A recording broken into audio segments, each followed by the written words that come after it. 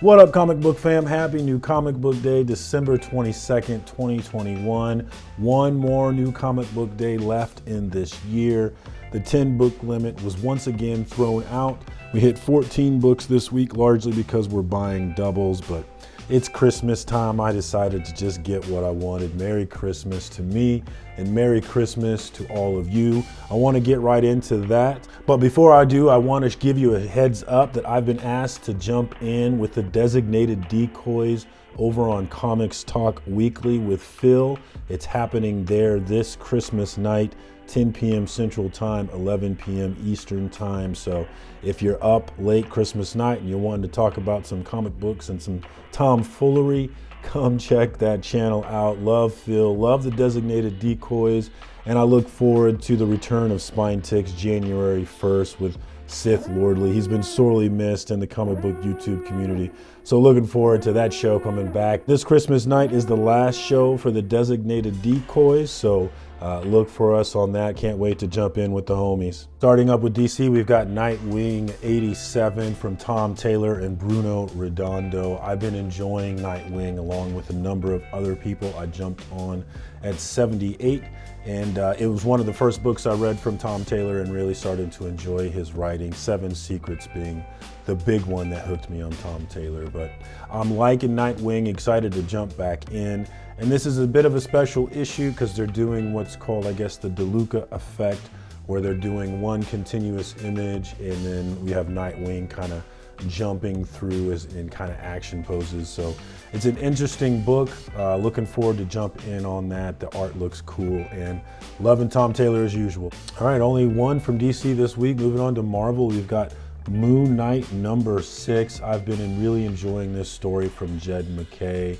So looking forward to jumping back in on this one. If you're a Moon Knight fan at all, I would highly recommend this one. It's been a great start with a lot of people loving it, and it's really getting us hyped for the upcoming series on Disney Plus for Moon Knight. So loving this one, jumping back in. And I had to pick up that B cover from Raza on Moon Knight number 6. Great cover.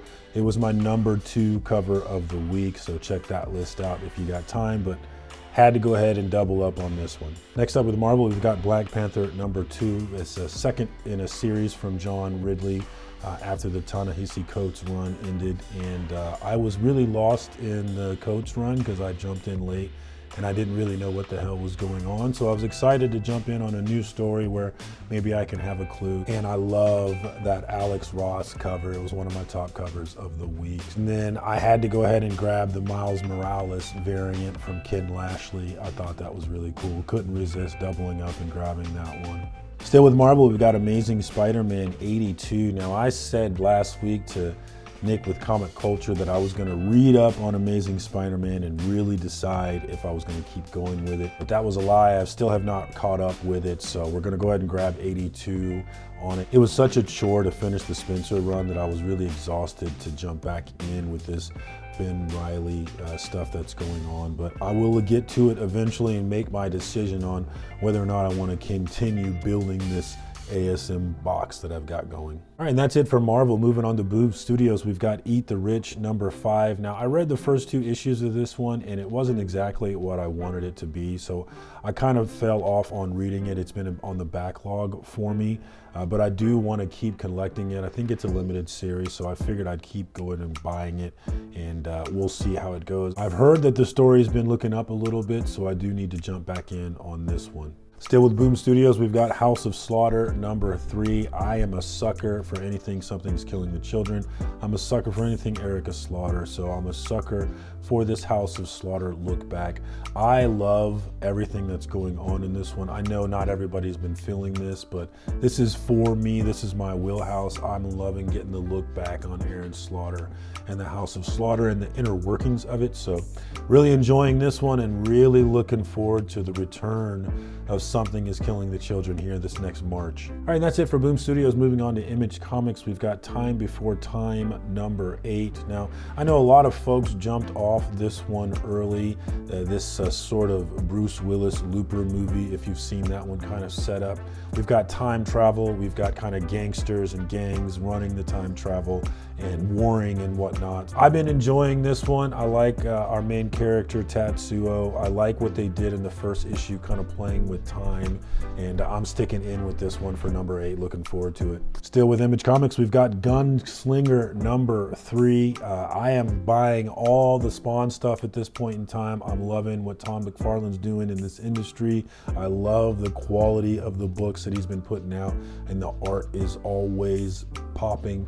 So loving that, loving Todd McFarlane, the Todd father, and I'm loving me some Gunslinger Spawn. Jumping back on this one, looking forward to it. Still with Image Comics, we've got A Righteous Thirst for Vengeance number 3. Now, I'm not quite sure what's going on with this one. I'm not quite sure if it's good, really, to tell you the truth, but I have liked the way they've told the story, largely in pictures. I've enjoyed the art, and I'm intrigued by it. So looking forward to jumping back in on number 3. Hopefully they give us a little more meat and potatoes to this one. All right, that's it for Image Comics. Moving on to Dark Horse Comics, we've got Jeff Lemire's Black Hammer Reborn. I saw my comic book dad Lorenzo over at Indie Comics and Reviews talk about this book, said he really loved this world. So that was enough for me to jump in on, and I'm glad that I did. I've been enjoying this story, and Jeff Lemire has quickly become one of my favorite writers. So loving that style, can't wait to jump back in. All right, moving on to Aftershot Comics, we've got Chicken Devil number 3.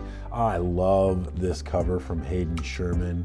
It wasn't enough to it for me to put it on my top 10 list, but I do love the way the colors pop on this one, and I am enjoying the art from Hayden Sherman in this book.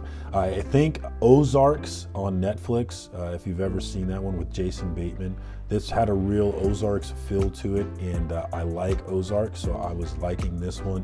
It's not the same thing as Ozarks. This character is different. He's made some different decisions, and his situation is different, but it's the same in that we have a business that's involved with underground shadiness, and it all falls out.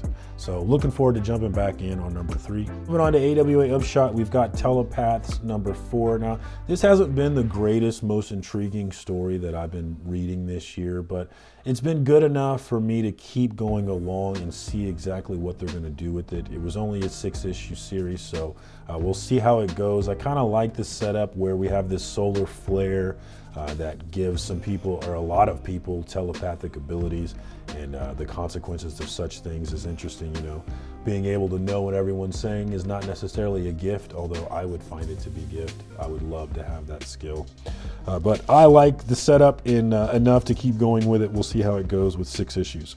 All right, let me know down below, what was your read of the week? What was your cover of the week? For me, I'm going with Moon Knight number 6 is my read of the week. As I said, loving this story from Jed MacKay so far. So it was the clear number 1 for me, although I am loving James Tynion's House of Slaughter as well.